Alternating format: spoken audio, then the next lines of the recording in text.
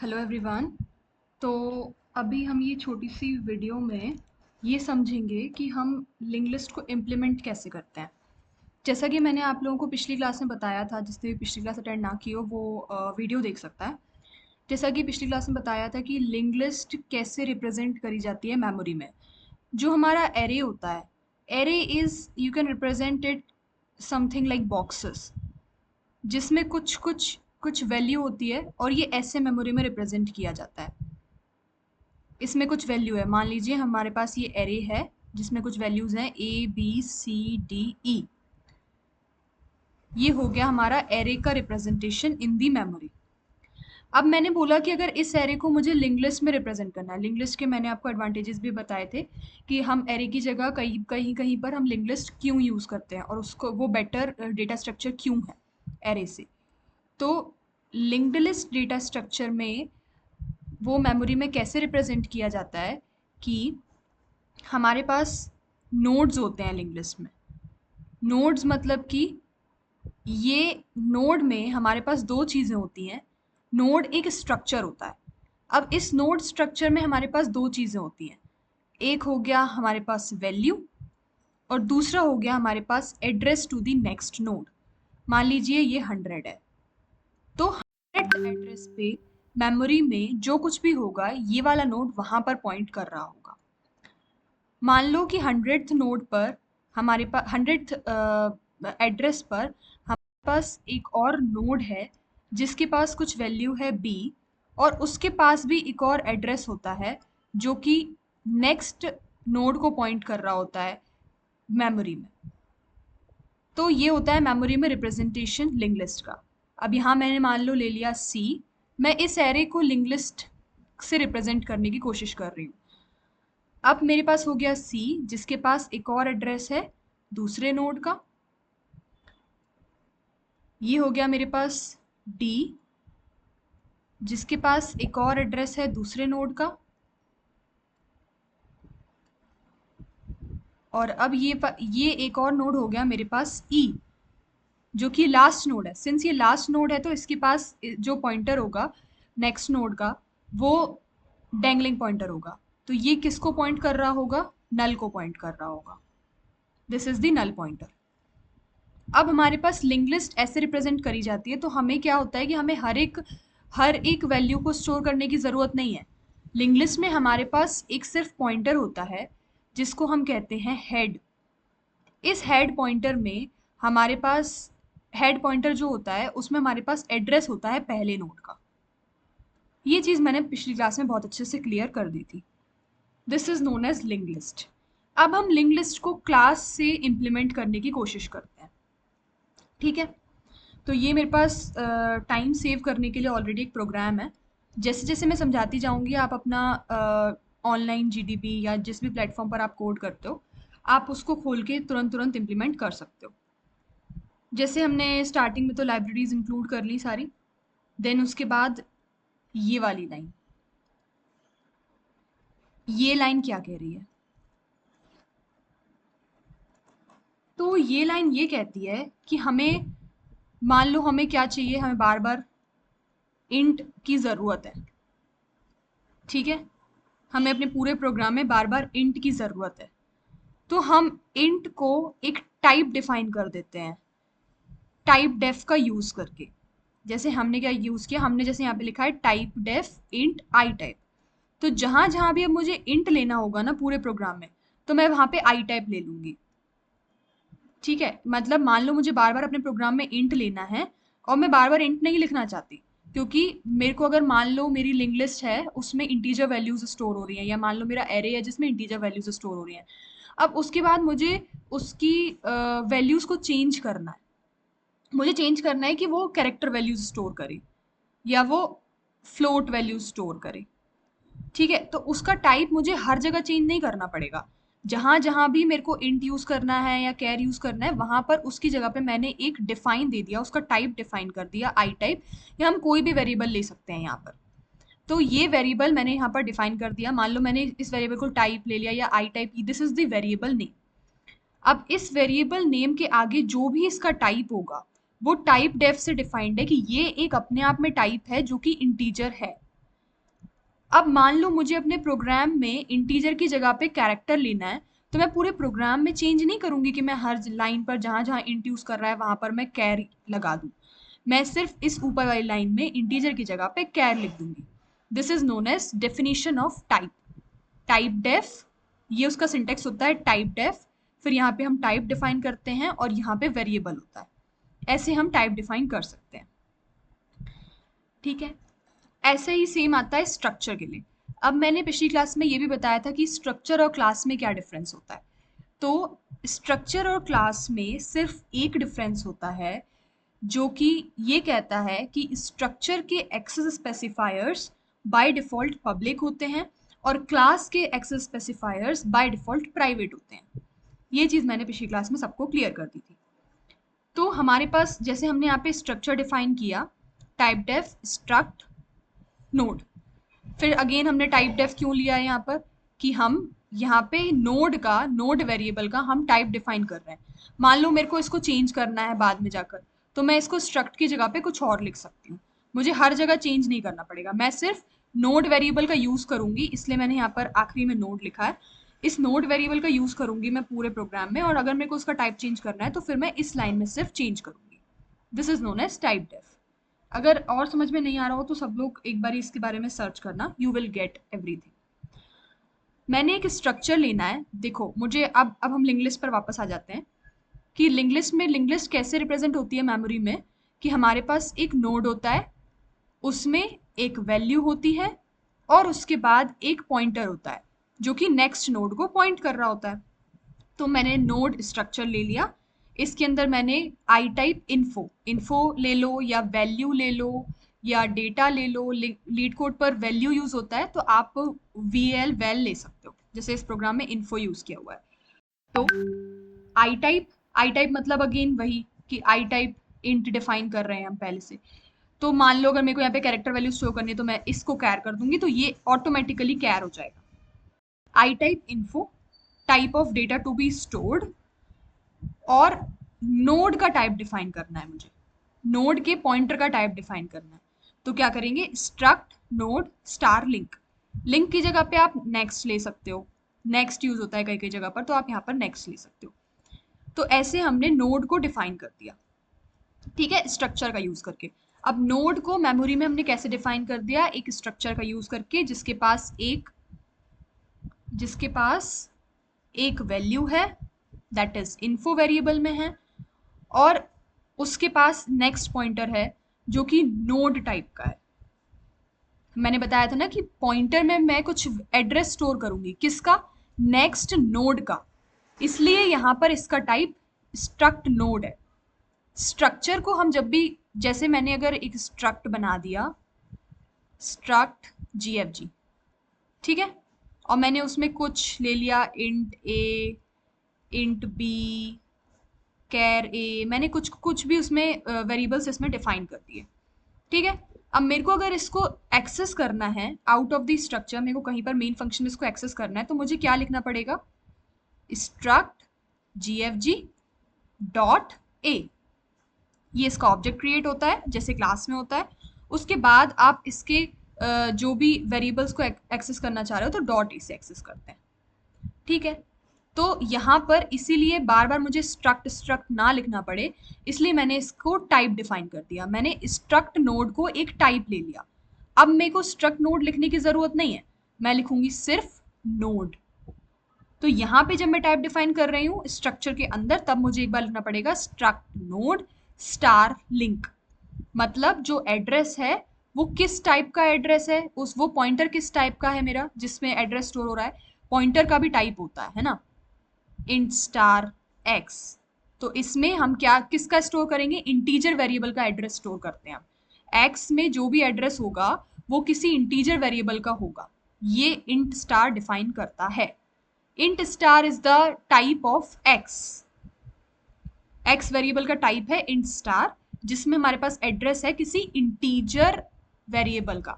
तो यहां पर मैंने दिया है स्ट्रक्ट नोड स्टार, इसका मतलब ये होता है कि मेरे पास लिंक वेरिएबल में कोई एड्रेस है नोड टाइप के वेरिएबल का, ठीक है। ओके, इतनी चीज अब हम समझ चुके हैं। Okay, this is clear. अब जैसे हमने नोड डिफाइन किया, ऐसे ही हम लिस्ट डिफाइन कर लेंगे। लिस्ट में हमारे पास दो चीजें होंगी, एक स्टार हेड और एक स्टार टेल। जैसा मैंने बताया था, स्टार हेड फर्स्ट नोड को पॉइंट करता है और स्टार टेल लास्ट नोड को पॉइंट करता है। हमने ये दो चीजें स्ट्रक्चर में ले ली। ठीक है, अब हम आगे बढ़ते हैं। जैसे हम लिंक लिस्ट को अब इम्प्लीमेंट कर रहे हैं, तो अब हमने इतनी ये चीज़ अगर सबको समझ में आ गई है, तो फिर आप कुछ भी मतलब पूरा लिंक लिस्ट का इम्प्लीमेंटेशन आपके लिए आसान हो जाएगा। ठीक है, मेन फंक्शन में मैंने क्या किया, पहले पहले मैं आपको वो बता देती हूँ कि मैंने नोड कैसे क्रिएट करना है।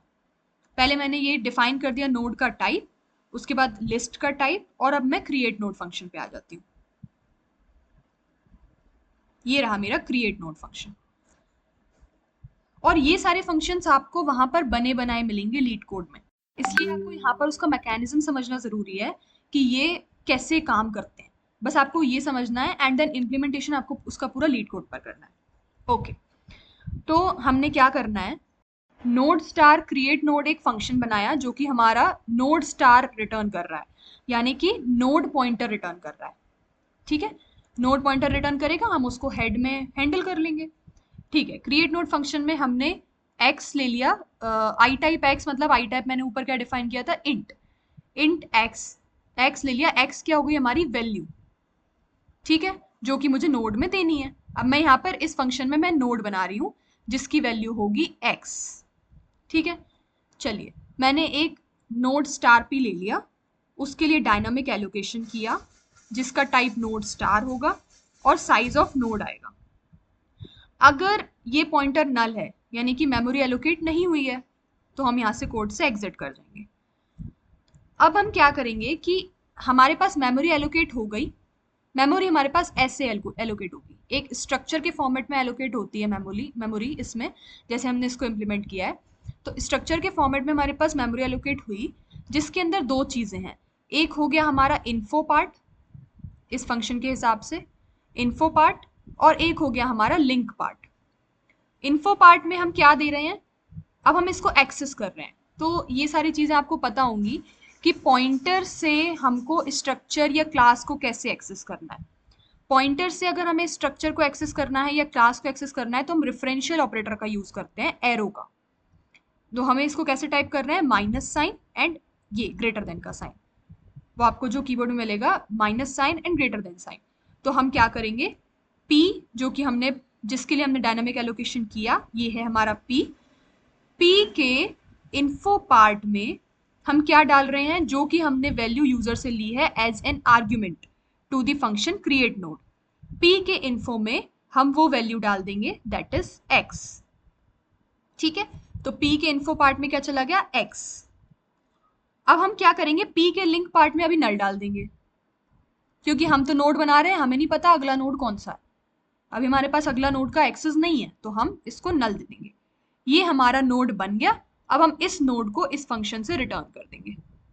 ये तो क्रिएट नोड क्या कर रहा है, एक नोड बना रहा है। पहले ये क्रिएट नोड फंक्शन एक आर्ग्यूमेंट ले रहा है x, एक नोड बना रहा है जिसकी वैल्यू x है, और उसका एड्रेस अभी एट प्रेजेंट नल दे रहा है। जैसे ही हम नया नोड बनाएंगे तो इसमें हम नए नोड का एड्रेस डाल देंगे। ओके, क्रिएट नोड फंक्शन हमने सीख लिया, क्लियर। अब हम आ जाते हैं क्रिएट लिस्ट फंक्शन पे। ये है हमारा क्रिएट लिस्ट फंक्शन। जैसे जैसे मैं समझाती जा रही हूँ, आप लोग ये फंक्शंस अपने प्रोग्राम में बनाते जाओ, तो आपको चीजें एकदम क्लियर होती जाएंगी। हाँ, तो लिस्ट हमारे पास क्या था, लिस्ट हमारे पास एक स्ट्रक्चर था। ठीक है, लिस्ट हमारे पास एक स्ट्रक्चर था जिसमें हमारे पास दो पॉइंटर्स थे, node star head and star tail. ठीक है, तो मैंने क्या किया, मैंने ये स्ट्रक्चर टाइप की एलपी लिस्ट बना ली। ठीक है, लिस्ट स्टार एलपी कर दिया मैंने। एलपी मेरे पास एक, अभी मेरे पास ये एक टैंगलिंग पॉइंटर है, इसके पास कोई एड्रेस नहीं है। इसके लिए मैंने मेमोरी एलोकेशन कर दिया। अब इसके पास कोई एड्रेस आ जाएगा, मेमोरी में कोई एड्रेस इसके पास एलोकेट हो जाएगा दैट इज 100। अब ये किसी को पॉइंट नहीं कर रहा है। लेकिन इसके पास एड्रेस है जिसको ये पॉइंट कर रहा है, उस एड्रेस पे अभी कुछ है नहीं, ये एड्रेस पे अभी कुछ है नहीं मेमोरी में, अभी इस एड्रेस को ये स्टोर कर रहा है। अब अगर एलपी नल है मतलब कि एड्रेस हमारे पास एलोकेट नहीं हुआ, अगेन ये हमने चेक कर लिया। फिर हम क्या कर रहे हैं कि लिस्ट को इनिशियलाइज कर रहे हैं। ठीक है, इनिशियलाइज फंक्शन देख लेते हैं। लिस्ट को इनिशियलाइज कैसे कर रहे हैं हम, ये रहा ऊपर हमारे पास इनिशियलाइज फंक्शन। इनिशियलाइज फंक्शन में जो हमारे पास हमने ये बनाया स्टार एलपी, एलपी पॉइंटर को हमने इसमें पास कर दिया और एलपी के हेड में नल असाइन कर दिया, एलपी के टेल में भी नल असाइन कर दिया। इनिशियलाइज करना मतलब जैसे हम वेरिएबल को इनिशियलाइज करते थे इंट आई इक्वल्स टू 0, वैसे ही हमने क्या किया, एलपी एक पॉइंटर बना लिया जिसमें हमने मेमोरी में कुछ एलोकेशन दे दिया कि मेमोरी के कुछ किसी एड्रेस पर ये एलोकेट कर रहा है। अब इस एड्रेस पे हमारे पास दो पॉइंटर्स हैं, एलपी किसी को पॉइंट कर रहा है जिसके पास हमारे पास दो पॉइंटर्स हैं जो कि हम इस स्ट्रक्चर से एक्सेस करेंगे, that is head and tail. ठीक है, अब मैंने क्या किया, इनिशियलाइज फंक्शन कॉल किया जो कि मैंने यहाँ पर ऊपर बनाया इस क्लास में ही। इनिशियलाइज फंक्शन में मैंने क्या किया कि हेड को नल असाइन कर दिया और टेल को भी नल असाइन कर दिया। अभी ये दोनों नल पॉइंटर्स हैं, अभी ये किसी को पॉइंट नहीं कर रहे, बस ये एलोकेट कर दिया मैंने इनको मेमोरी। फिर मैंने यहाँ पर रैंडम वैल्यूज इंसर्ट कर दी टेल पर। ठीक है, अब हम इंसर्ट टेल फंक्शन पे आ जाते हैं। आप लोग ये पहले ये फंक्शन बनाओगे, क्रिएट लिस्ट फंक्शन, इनिशियलाइज करोगे और ये बनाओगे, उसके बाद आप बनाना इनिशियलाइज फंक्शन। इनिशियलाइज फंक्शन में आप हेड और टेल को नल इनिशियलाइज करना और इंसर्ट एट टेल फंक्शन जो कि हम अभी देख रहे हैं। ओके, ये रहा हमारा इंसर्ट एट टेल फंक्शन।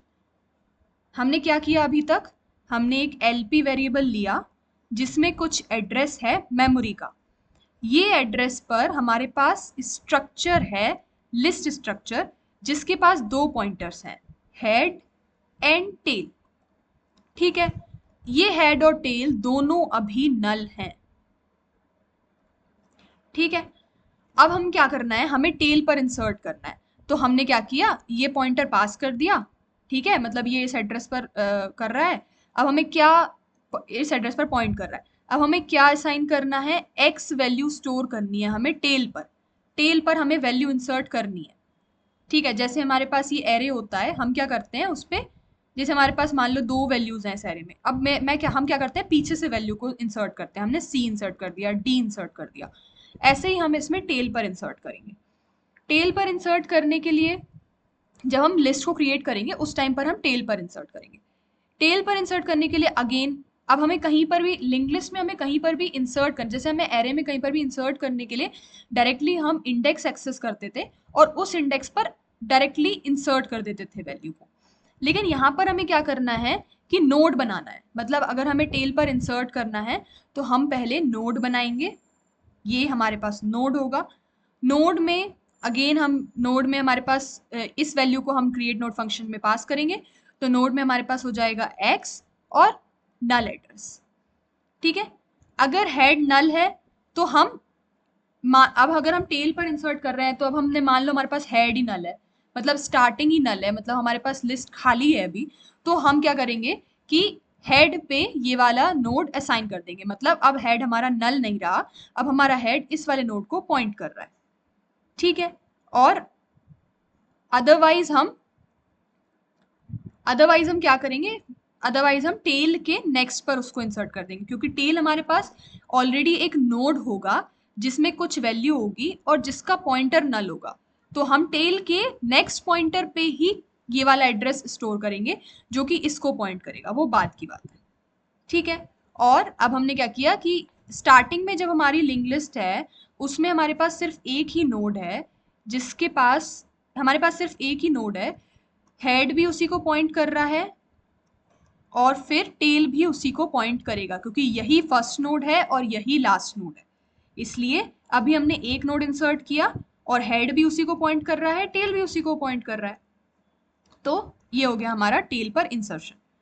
अब मान लो मेरे पास ये इंसर्ट एट टेल फंक्शन मैंने कॉल कर लिया क्रिएट लिस्ट फंक्शन में कितनी बार, n times, n is the size of list. मान लो मुझे 5 नोड्स इंसर्ट करने हैं तो 5 बार मैंने ये टेल फंक्शन कॉल कर लिया, इंसर्ट एट टेल फंक्शन, और 5 बार ये वैल्यूज इंसर्ट हो गई। ठीक है, इंसर्टेड टेल फंक्शन को हम फिर से देखेंगे। पहले मान लो मैंने n की वैल्यू कितनी दी थी 5, मान लो n की वैल्यू अभी 0 है, तो इंसर्टेड टेल फंक्शन कॉल हुआ, हेड की भी वैल्यू नल है यहाँ पर एट दिस टाइम, और टेल की वैल्यू भी नल है। अभी ये दोनों चीजें नल है हमारे पास, तो हमारे पास लिस्ट पॉइंटर आएगा, वैल्यू आएगी जो हमें इंसर्ट करनी है। लिस्ट पॉइंटर किसको पॉइंट कर रहा है? हेड को और टेल को, जो कि एक स्ट्रक्चर में है। इसके पास कुछ एड्रेस है मेमोरी का जहां पर हेड और टेल स्टोर्ड है, और दोनों ही टेंगलिंग पॉइंटर्स हैं। तो हम यहाँ पर आएंगे, नया नोड बनाएंगे, मेरे को वैल्यू इंसर्ट करनी है, मान लो 1। ठीक है, 1 मैंने एक नया नोड बनाया, मैंने चेक किया क्या मेरा हेड नल है, यानी कि मेरी लिस्ट ही एम्प्टी है, तो मैंने हेड को इस पॉइंटर से पॉइंट करा दिया। अब टेल को भी इसी पॉइंटर से पॉइंट कराएंगे ऑब्वियसली, क्योंकि एक ही नोड है। ठीक है, दूसरी बार n इक्वल्स टू 0 के लिए ऐसा होने वाला है। n इक्वल्स टू 1 के लिए क्या होगा? फिर अगेन हम एक नोड बनाएंगे जिसकी वैल्यू मान लो मेरे पास 2 है। अब हम ये चेक करेंगे कि क्या हेड नल है। नहीं, हेड नल नहीं है, मतलब इसमें एक नोड ऑलरेडी है।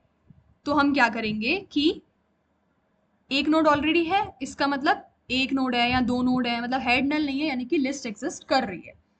लिस्ट एग्जिस्ट कर रही है, इसका मतलब इसके टेल का नेक्स्ट पॉइंटर नल होगा। तो हम क्या करेंगे कि टेल के नेक्स्ट पॉइंटर पे p असाइन कर देंगे, यानी कि टेल का नेक्स्ट पॉइंटर अब नल नहीं होगा, अब ये 2 को पॉइंट करेगा। टेल का नेक्स्ट पॉइंटर अब नल नहीं होगा, अब ये 2 को पॉइंट करेगा।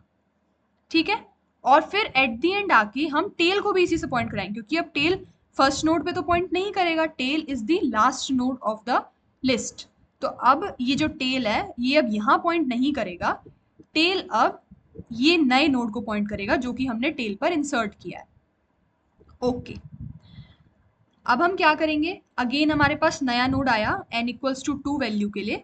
मान लो मुझे इस पर 3 इंसर्ट करना है, 3 वैल्यू है, मैंने इसका नया नोड बनाया जो कि नल है, इसका नेक्स्ट पॉइंटर नल है। अगेन मैं क्या करूंगी, चेक करूंगी कि मेरा हेड नल है क्या। मेरा हेड नल नहीं है, इसका मतलब यहाँ पे ऑलरेडी पहले कोई नोड्स हैं। तो मैं क्या करूंगी कि टेल के नेक्स्ट पॉइंटर पे जो कि नल था, अब वो नल नहीं रहेगा, उसका नेक्स्ट पॉइंटर अब नए नोड को पॉइंट कर रहा होगा, और जो टेल होगा वो भी नए नोड को पॉइंट कर रहा होगा जो कि लास्ट नोड होगा लिस्ट का। अब ये जो टेल है ये अगेन इसको पॉइंट कर रहा होगा, इस पूरे नोड को पॉइंट कर रहा होगा। ठीक है, ओके, अगेन हम आ जाते हैं नया नोड इंसर्ट करने पर, n इक्वल्स टू 3 के लिए। n इक्वल्स टू 0 टू 5 चलेगा, ये सबको क्लियर होगी वैल्यू। 0 टू 5 n को चलाएंगे for the i equals to 0 to 5 चलेगा for the value of n। I am sorry for this is i, ये i है। हाँ, i इक्वल्स टू 3 के लिए मान लो मुझे 4 वैल्यूज में इंसर्ट करनी है। 4 मैंने नया नोड बनाया जिसका नेक्स्ट पॉइंटर अभी नल था।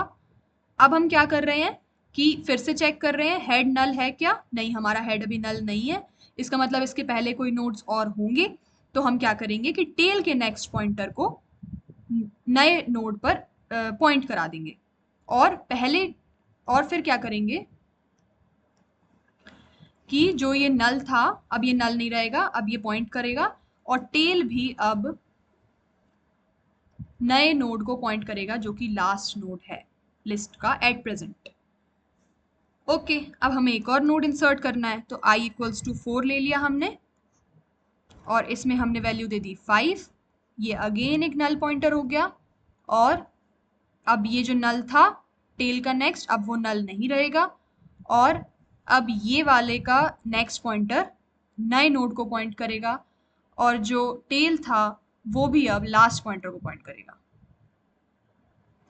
ये हो गई हमारी 5 साइज की लिस्ट, जिसको हम ऐसे रिप्रेजेंट करेंगे 1 2 3 4 5।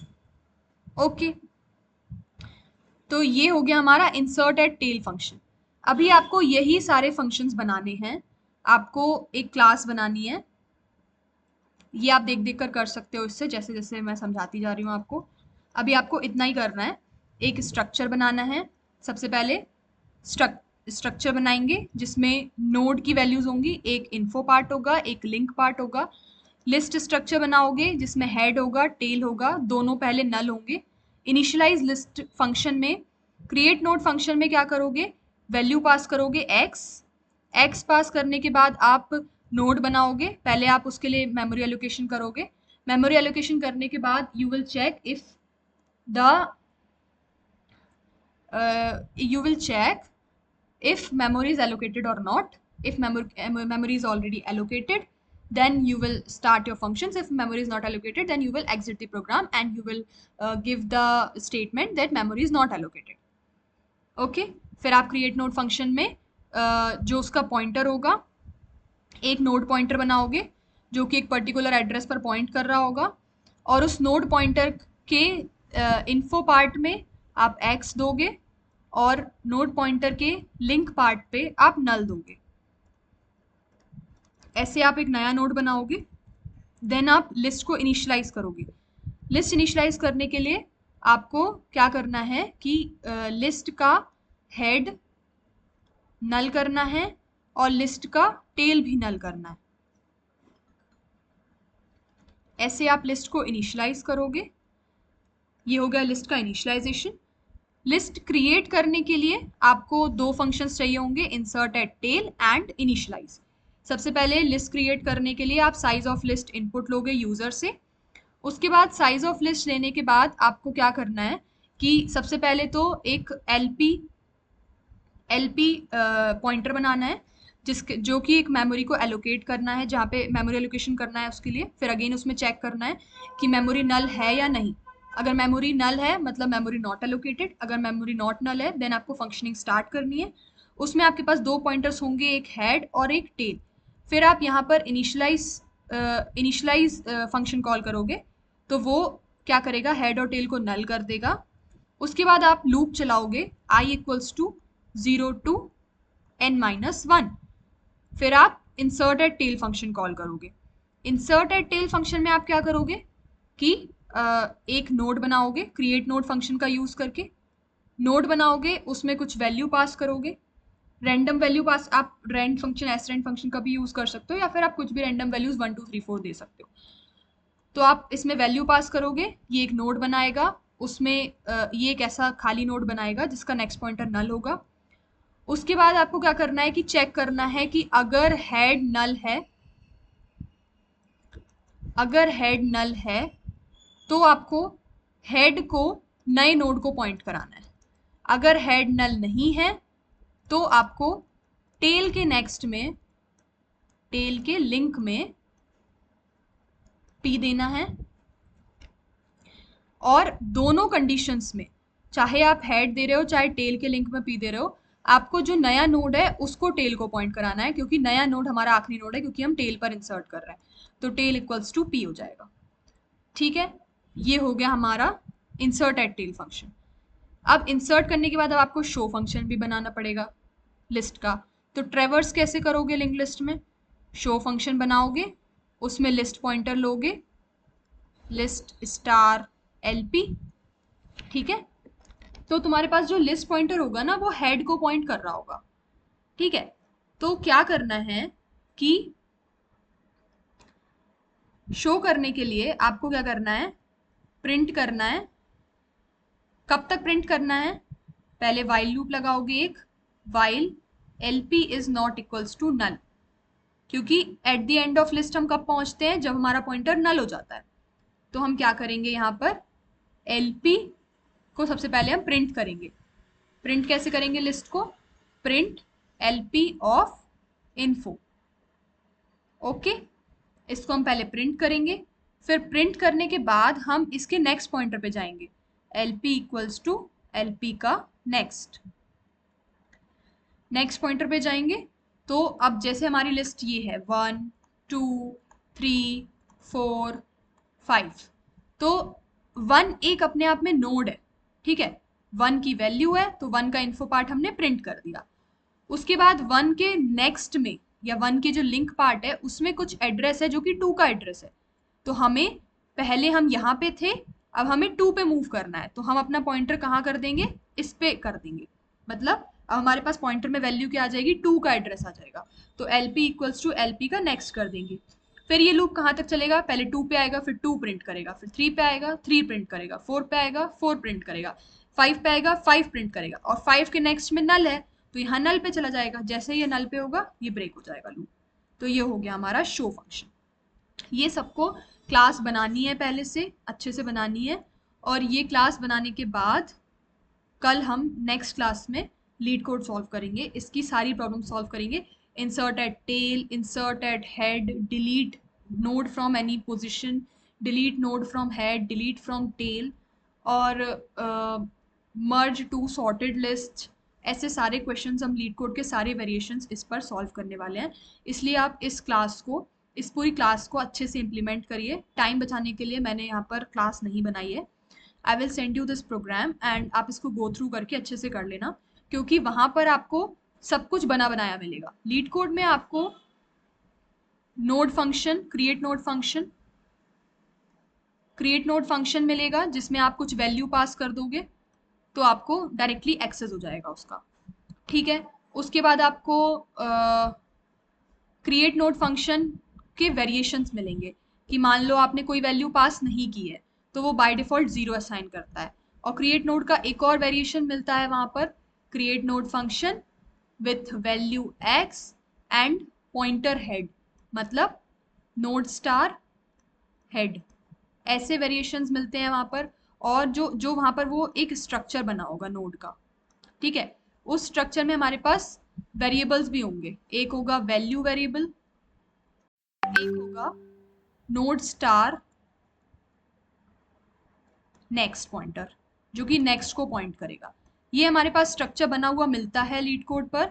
हमें इस स्ट्रक्चर को एक्सेस करके अपने फंक्शन को रन करना होता है और प्रॉब्लम्स को सॉल्व करके वैल्यूज रिटर्न करनी होती है एज पर दी रिक्वायरमेंट्स।